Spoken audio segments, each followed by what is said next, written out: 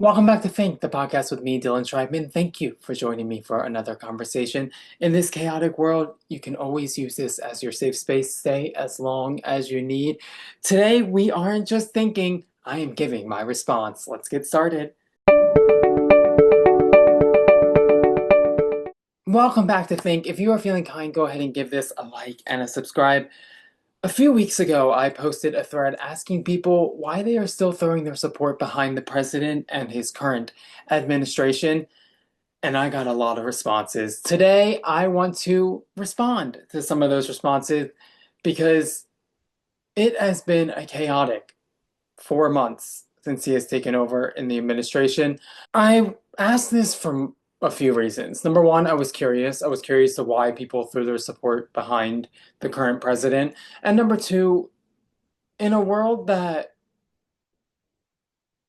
this administration could impact you personally by taking away your rights on a human level, if not you, somebody that you said that you cared about, rights are at stake. And considering all of that, and if you deeply love this person, which I've already said many times on this channel and on my social media, that if you check the box in November to put this administration into office, you don't deeply care about the person. You cannot deeply care about somebody and vote against their rights. However, I was curious why you still would support this administration if somebody you loved rights were at stake.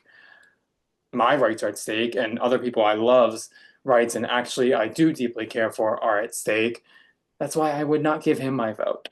Also, there was a recent poll that came out that if the election was held today, that Kamala Harris would win and he would not. So it does seem that a lot of people are regretting their vote. But as I said, if you boarded that train in November by checking that box, there is no stop to get off. You made your choice and you have to lay in it. And that does seem extremely unempathetic, but we told you.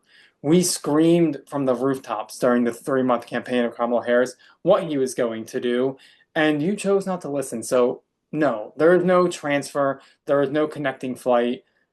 I do not feel bad if you regret your vote. Can you imagine if you voted the other way? Can you imagine if Kamala Harris was in office, the way we would be worrying about brunch and just being at peace and not a breaking news alert every 5 minutes for something chaotic and taking the country back 30 years? That would be lovely. Before we begin, I do want to address I've been called more names than I can imagine on posting and fighting for my rights and standing up for marginalized communities.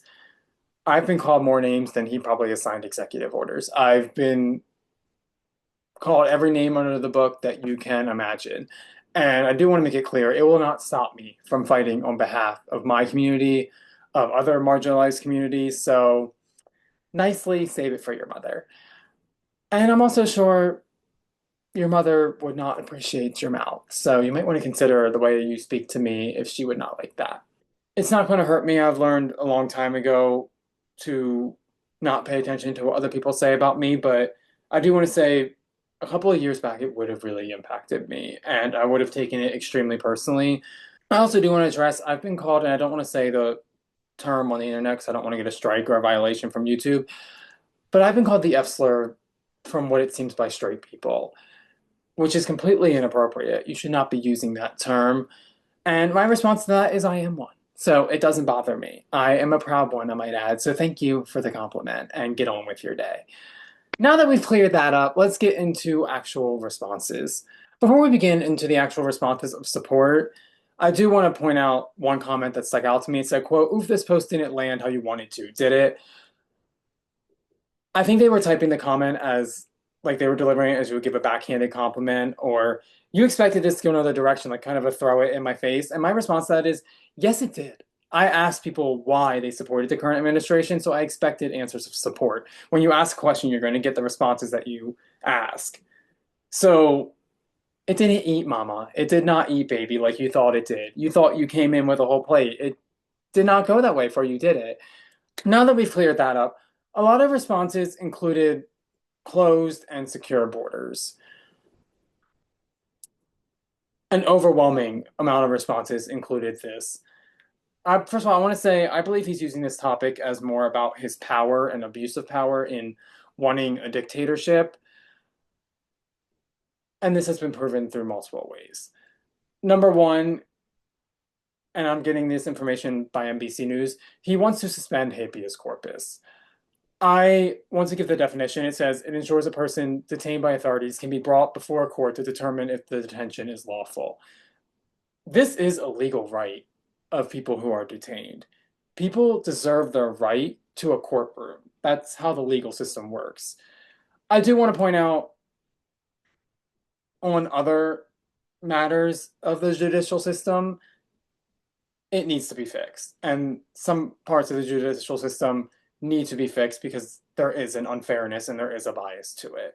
In this article I was reading, a constitutional law professor called wanting to suspend habeas corpus, or Trump looking to suspend habeas corpus, quote, the most remarkable and scary comments about federal courts that I think we've heard from a White House senior official. If somebody's studying the law and has devoted their life to studying the legal system, not only that, has devoted their life to studying the Constitution and the law of the country, calls this scary in a remarkable way, or one of the scariest comments they've heard in a remarkable way from a White House official, that is eye-opening. That is something that we need to pay attention to. This has existed for decades, and there are some laws in our country that have existed for decades for a reason. It ensures the people get their say, and it ensures the people gets their legal right to a courtroom. Also, I do want to point out, if this were to be suspended, it cannot be suspended by him.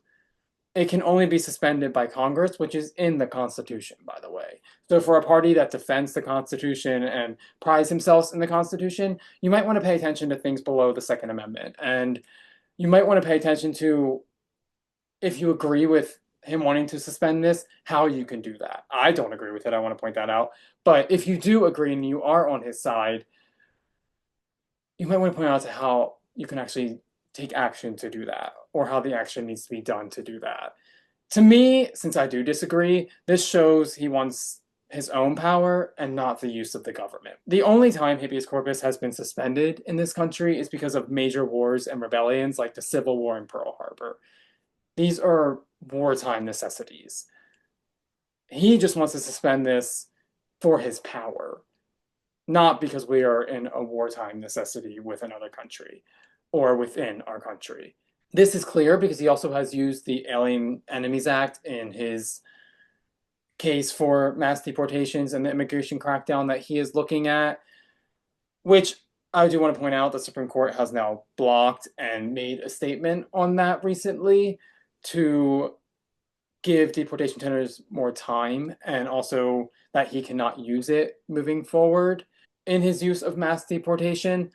Him using these acts that are only supposed to be used in war, this is not normal. And I hope you see, even if you have thrown support behind him in the past or continue to throw support behind him, this is not normal. This is an analogy or a metaphor of basically launching war against your own country, against people who do not support you in your own country, to be more specific.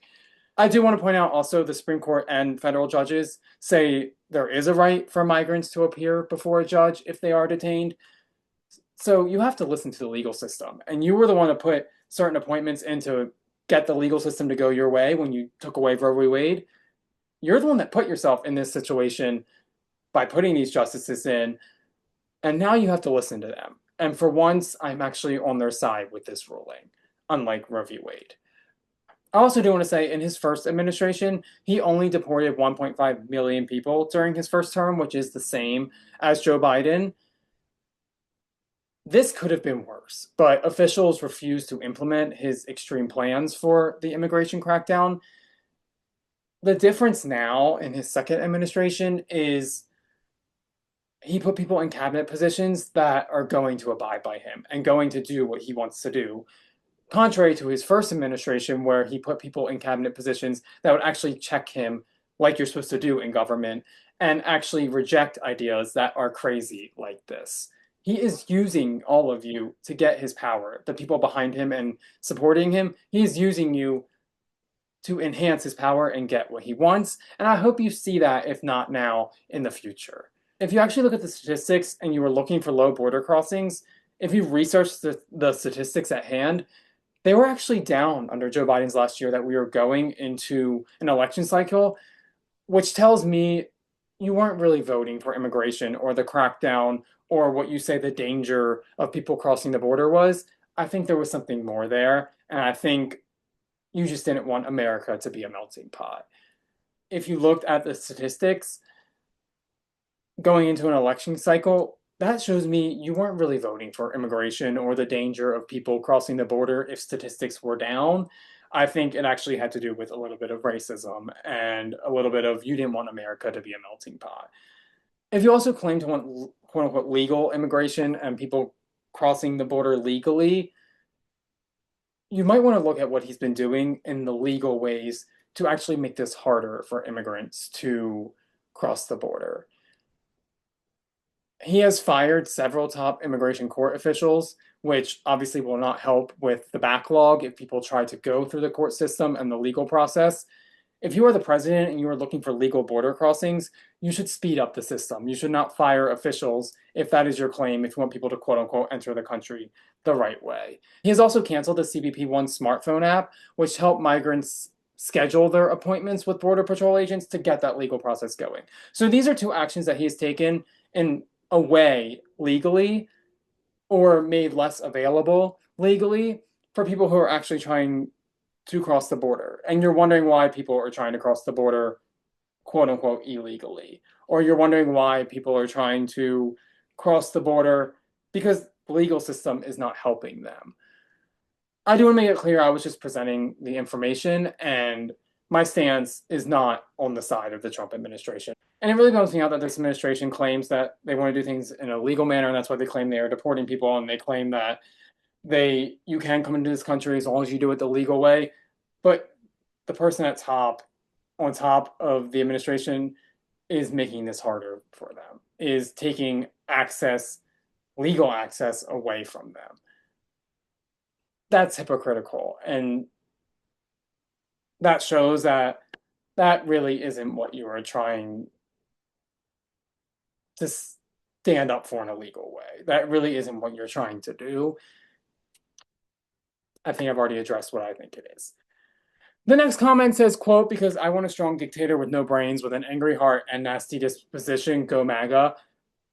Is this sarcasm? If this is sarcasm, girl, I really apologize, and I had a Sheldon Cooper moment where I didn't pick up the sarcasm. But if it's not, this is really concerning, as we're just openly calling him this now and saying this is his agenda, even though you support him.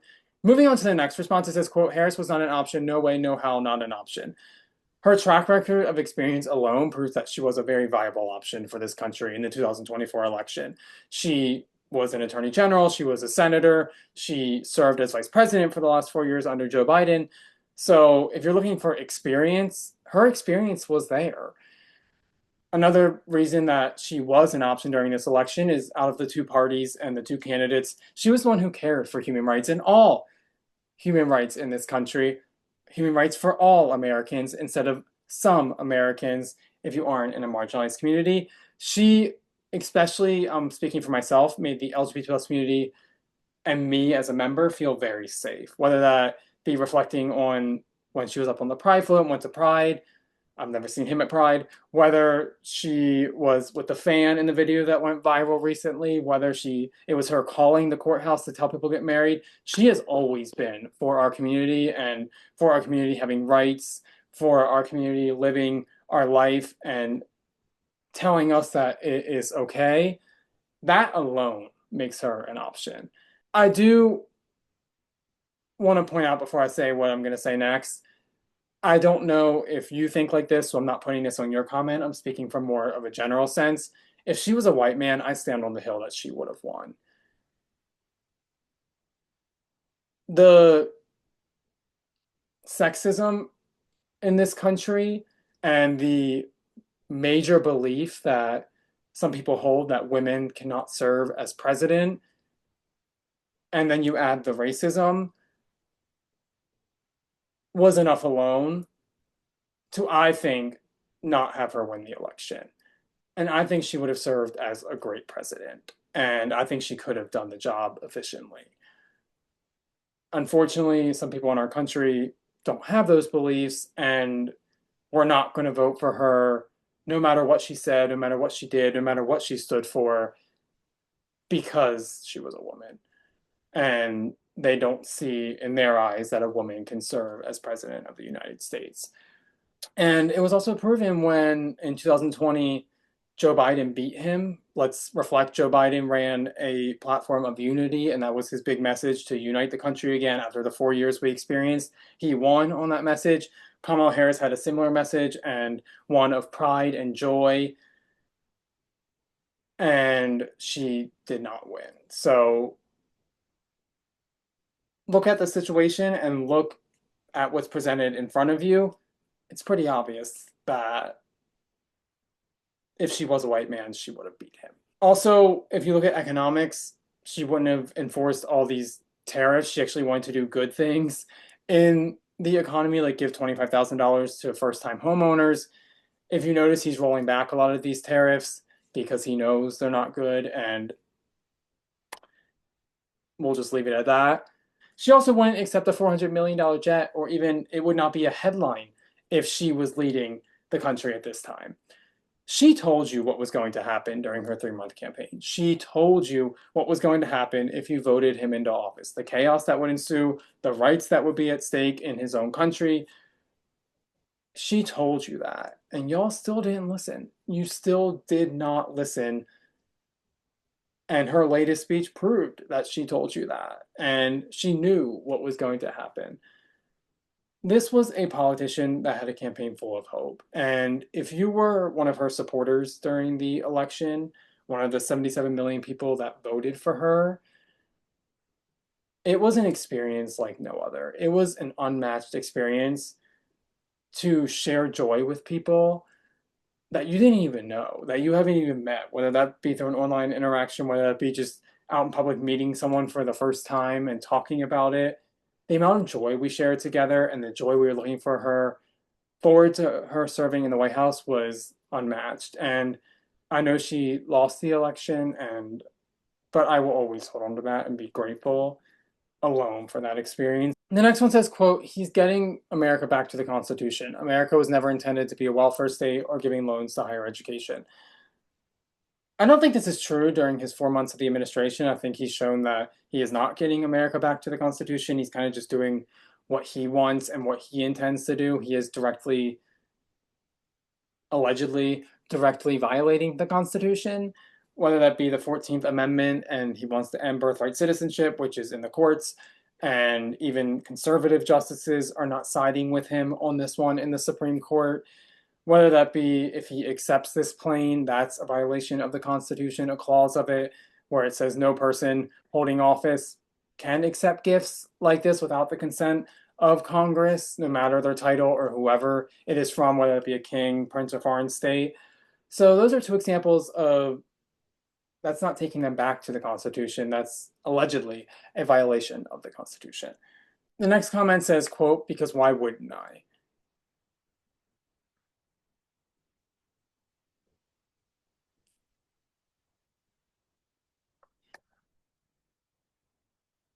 I think there's a multitude of reasons. First of all, him coming for human rights, taking away millions of Americans' rights in marginalized communities, whether that be through DEI practices, executive orders taking away racial equity and promotion of racial equity that Joe Biden signed in his administration, whether that be his multiple attacks on the LGBT plus community, which I've outlined in a couple episodes if you look back on my podcast, whether that be him placing a justice in to take away Roe v. Wade and not allowing women to make decisions on their own body, which it looks by your profile you are a woman, so he is attacking your rights and your rights to control your own decisions. So that his administration and what he did the first time impacts you personally.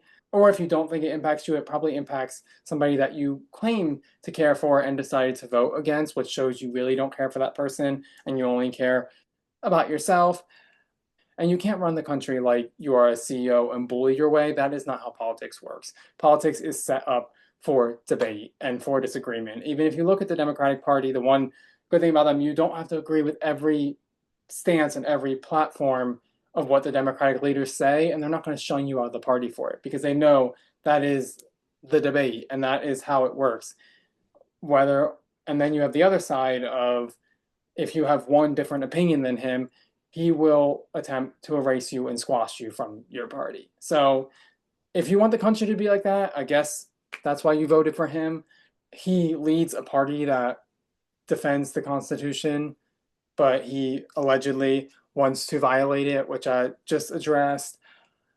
His mass deportation efforts are just cruel, and he is taking away systems, legal systems that help with it, even though that is the claim of your party for people to legally enter this country. He's taking that access away while he also has an immigrant helping him and helping him run the office at the highest level under DOGE, which it has hurt many agencies, including the FAA. His HHS appointment is just a disappointment. I don't think I have to say much more than that. So that is just the spark notes of why I would not support him.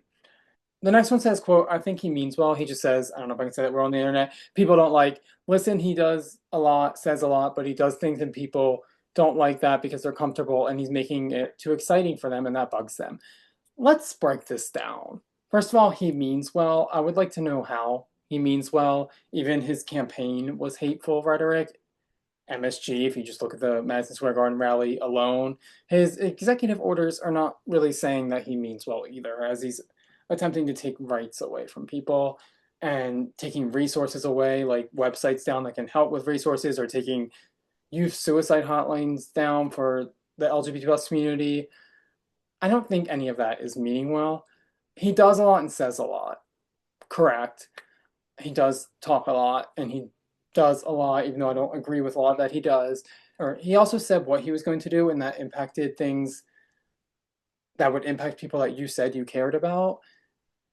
It would go against them, and you still voted for him.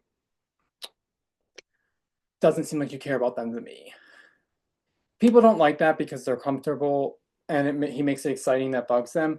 Millions of people are not comfortable under this administration as they have to fight for their equal rights every single day. It is a privilege if you do not have to fight for your rights or your rights aren't at stake every day. And if you don't care, your privilege is showing, and that's a lack of empathy. That is what bugs them.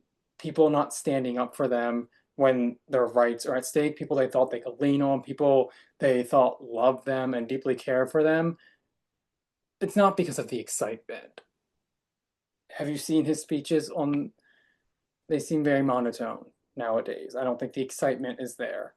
And it's not making it exciting. Yes, he's an entertainer, so he knows how to do that. But this is the presidency. This is not when he was on The Apprentice. So I think the better word is concerning, not exciting. The next comment says, quote, he's doing what many others, including everyone's beloved Obama, Hillary, etc., said needed to be done. They all knew and still know it needs to be done, but when it because they knew it would temporarily make them look bad and couldn't afford to damage their political careers, no matter how temporary. They need to be elected, reelected, or needed to be a voice for their party to keep power. Trump can do it because he is, all caps, not a politician and doesn't need to get reelected. I want to ask a question on this one. What did they say needed to be done that he has done? Considering their viewpoints have been completely opposite, I'm interested to hear what you think they said needs to be done that they did not take care of. They were acting like politicians and keeping their races under the election respectful, like real politicians do. It wasn't about making people look bad. It wasn't about their reputations looking bad.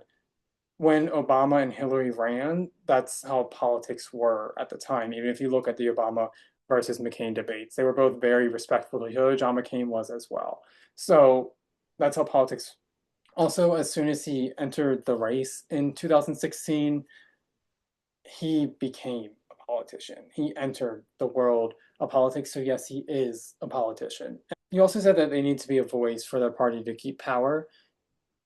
Yes, that's what they were trying to do. Hillary and Obama were both serving the party as president and as secretary of state and as people who ran for president. That was their job, to serve the party and the American people, not themselves. It also says that they need to be elected, reelected. Yes, that was the goal. Obviously, Obama served 2 terms. Hillary, if she won the 2016 election, probably would have ran in 2020 to serve a second term. That's the point. If you're doing well in your presidency or you are the president, usually you do run for a second term. That's American history. But also, he wanted to get reelected as well. So I don't understand the last sentence of doesn't need to get reelected.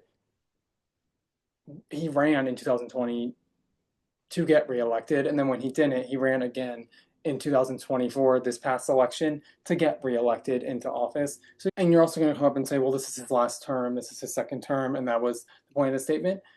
He has floated the idea of running again or looking into options and saying it can be done to run again. So he does want to get reelected again. The next one says, quote, here's the catch. You don't love America if you wrote this. Loving America is loving democracy. Loving America is allowing it to be a beautiful melting pot. Loving America is allowing all humans in America to have equal rights. It is what's doing what is best for the country, not you. So I would strongly argue that I love America more than you, because I want everybody in this country to have equal rights. I want everybody in this country to have a chance to do what they want to do. I have empathy. You don't, which is a patriotic quality to me, to have empathy for others. I love democracy. You supporting him shows that you don't. I love America being a beautiful melting pot. I love all Americans having rights. If you support him and you check that box, you don't, because you don't care about every American having rights, even if you do say you cared about certain people. So I think my loving America is a little bit stronger than you, or I think I'll take my loving America over your hating other people. How can you love a country when you supported a campaign that was based off of hate? How can you love a country when you supported an administration that the first time was based off of hate? How can you love a country when you still support the administration based off of hate that is in office? Just because you believe red, white, and blue and preach the Constitution, that does not make you automatically love America, and that does not make you a good person. The next one says, quote, he has better morals than previous presidents, not just Biden, and why they can be painful, but I agree with the tariffs. Time for us to give other countries a break and them impose high tariffs. The first sentence might be the most ridiculous comment and the most ridiculous thing I've ever heard. I've already said a lot of why he doesn't have great morals. I've already said why I don't think he has great morals as a president, but just as a spark notes, his executive orders against the LGBT community and our protection against discrimination, his opposing of the Equality Act, saying I don't know to upholding the Constitution, those don't seem very moral standing to me. Also, if you call the definition of morality the Bible, and a lot of people in the conservative parties say that the Bible is very important and we need to live by it, and I love God, I want to point that out. But if you call that the direct definition of morality in your party, he did not even put his hand on the Bible during the second inauguration. And you also, instead of using the Bible for love, what it's supposed to be used for, and accepting of others and non judgment of others, you use it against us. How is that moral? I also would like to know why the tariffs are going to work, and I don't want the comment of, he says it's going to take time, so we have to be patient. It's going to be a slow build. I want you to tell me why you think these tariffs are actually going to work. What I see is he keeps reversing them for a reason, and the economy goes slightly back up when he does. And for me, he keeps reversing them because they're not working every time he tries to impose them. The next comment says, quote, how many illegals crossed the border last month? That's why. Who's in charge? It is his administration currently in charge. Last month is on him. And I also pointed out earlier in the podcast that border crossings were actually down and lower than his first administration under the last year of Joe Biden, according to BBC. So you can't blame it on him. You cannot blame it on Joe Biden. This is your administration that you supported. So more of a that's on you thing. The last quote says, because he is against feminism, LGBT plus doesn't ban guns, controls the border. I've already talked about the border, but I wanted to bring this comment on because we're just being openly sexist and homophobic now. We're just admitting to being that out loud. And I think that's the real reason. If you also add racism to that, to why many people voted for him, also doesn't ban guns. The Second Amendment was made when we did not have these automatic machine guns and AK-47s. It was made in a different time. And if you look at statistics, especially in our schools, I think guns are more of a danger than drag queens going into school and reading books. So I think you're against the wrong thing. You should be more concerned about actually banning some guns and protecting the safety of not only our children, but everybody in this country, and be less concerned of the queer community and our existence being a crime to you. I do want to wrap this up, but I really do hope that you get the level of concern. And I know there's a lot of chaos going on in this country, which can kind of distract from the actual level of concern of what is going on. But please keep up to date and please read the headlines and form your own opinion.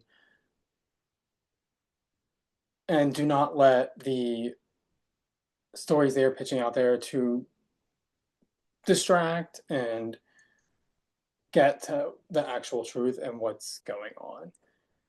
This podcast will always be a safe space for you in my LGBT plus community and its allies, and I'll see you next time.